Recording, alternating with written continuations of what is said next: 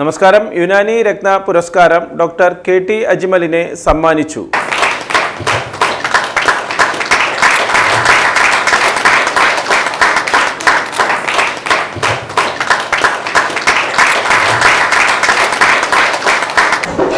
ഞാൻ Kunjumon Kanjirathinkal Hakeem PBK Moulavi foundation സെക്രട്ടറിയാണ്.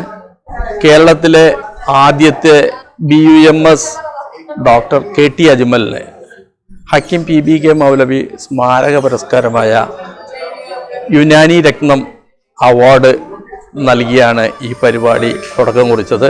Steel and industry chairman advocate Sharif Marakkar ഉദ്ഘാടനം ചെയ്തു. അഡ്വക്കേറ്റ് TO സേവ്യർ തുടങ്ങി നിരവധി പ്രമുഖ വ്യക്തിത്വങ്ങൾ ഈ പരിപാടിയിൽ സംബന്ധിക്കുകയുണ്ടായി. കളമശ്ശേരി മുനിസിപ്പാലിറ്റി, കൊച്ചിൻ കോർപ്പറേഷൻ തുടങ്ങി ഈ കൊച്ചി പ്രദേശത്ത് പരിസരങ്ങളിലുള്ള നിരവധി സാമൂഹ്യ പ്രവർത്തകരെ ഈ കൂട്ടത്തിൽ ആദരിക്കുകയും അവസരങ്ങളുടെ കൊച്ചി എന്ന വിഷയത്തിൽ ഒരു സെമിനാറും നടക്കുകയുണ്ടായി. അഡ്വക്കേറ്റ് ജെയ്സൺ ജോസഫ് മുഖ്യ പ്രഭാഷണം നടത്തി. ഡോക്ടർ KT അജ്മൽ രോഗികൾക്ക് വേണ്ടിയിട്ട് ഉള്ള ഒരു വിപുലമായ ക്ലാസ് തന്നെയാണ് KT അജ്മൽ എടുത്തത്. കൂട്ടത്തിൽ എല്ലാവർക്കും വേണ്ടിയിട്ട് റൂഹെ മഹഫിൽ എന്ന ഗസൽ സന്ധ്യയും അഷ്റഫ് അടക്കരയുടെ നേതൃത്വത്തിൽ ഇവിടെ നടക്കുകയുണ്ടായി. ഹക്കീം BBK മൗലവി ഫൗണ്ടേഷനും ഡോക്ടർ ഷൈക്ക യുനാനി ക്ലിനിക്കും സംയുക്തമായി സംഘടിപ്പിച്ച സെമിനാറും പുരസ്കാര വിതരണവും ഹോട്ടൽ സീപ്പാർ കളമശ്ശേരിയിൽ നടന്നു.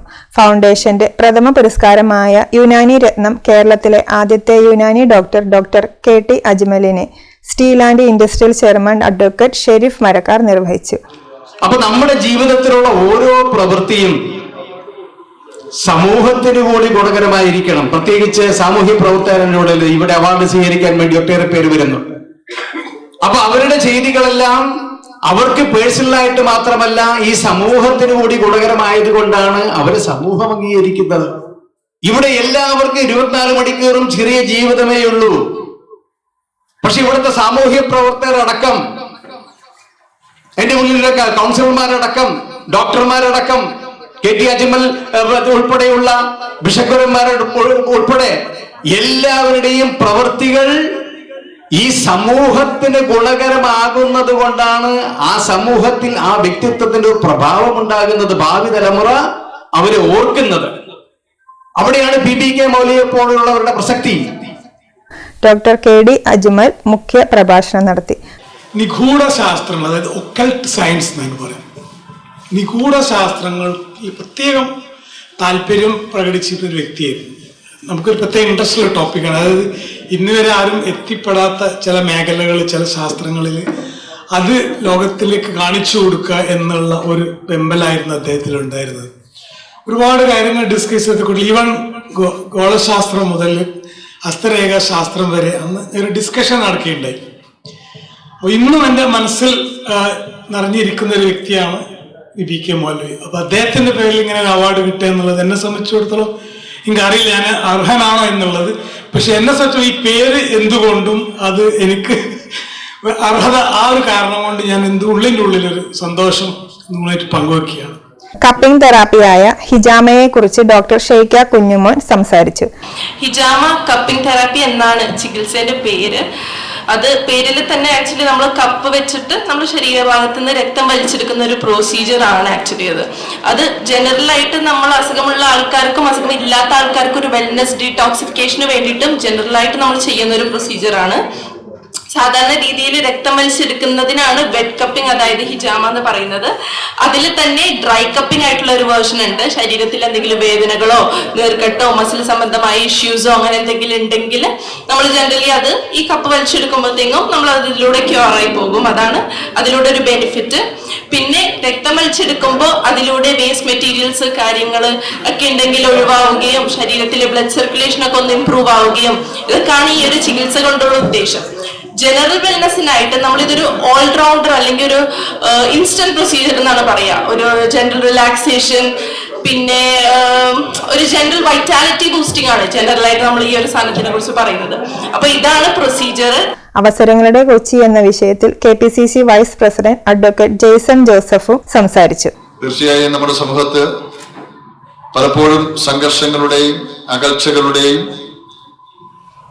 വിദ്വേഷത്തിന്റെയും ഒക്കെ കിരണങ്ങൾ ഉയർത്തുന്ന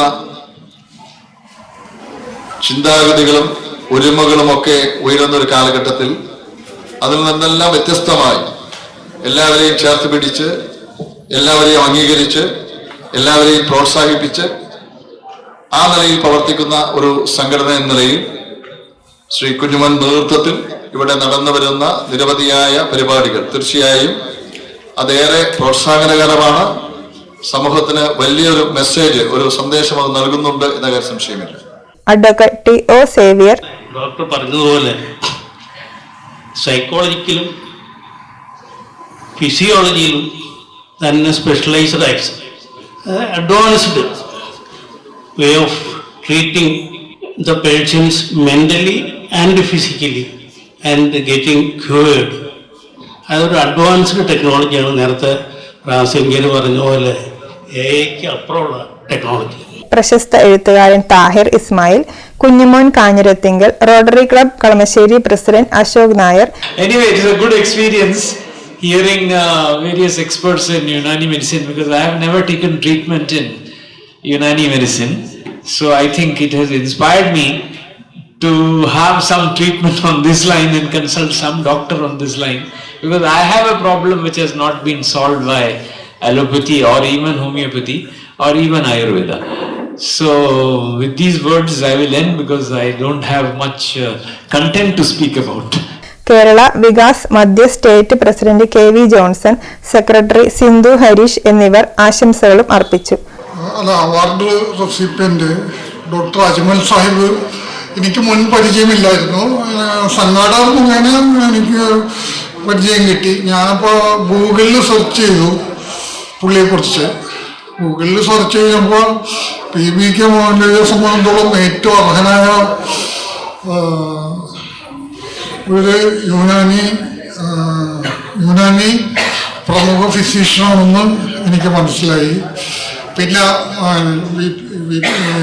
ഷരീഫ് മണിക്കാർ സാഹിബ് ചില കാര്യങ്ങൾ യുനാനിയെ കുറിച്ച് പറഞ്ഞത് ഞാൻ പറയാനിരുന്നതാണ്. എന്നാലും ഒരു 1-2 പോയിന്റ് പറയാം. അതായത് ഇപ്പൊ ഈ അജ്മൽ സാഹിബിന്റെ പേര് ഞാൻ ഒരിക്കലും മറക്കില്ല. കാരണം എന്താണെന്ന് വെച്ച് കഴിഞ്ഞാൽ അത് ഏതായാലും ഷരീഫ് സാഹിബ് പറയാൻ വിട്ടുപോയി. പേര് മറക്കില്ലാത്തത് ഈ ഇന്ത്യയിലെ യുനാനിയുടെ പിതാവ് ഹക്കീം അജ്മൽ സാഹിബായിരുന്നു പ്രമുഖ ഫിസിഷ്യൻ. അദ്ദേഹത്തെക്കുറിച്ച് ഞാൻ 1980 കാണാപ്പാടം പഠിച്ചിട്ടുണ്ട് ജനറൽ നോളജിന് വേണ്ടി. തുടർന്ന് പ്രശസ്ത ഗായകൻ അഷ്റഫ് എടക്കരയുടെ നേതൃത്വത്തിൽ ഗസൽ സന്ധ്യയും നടന്നു.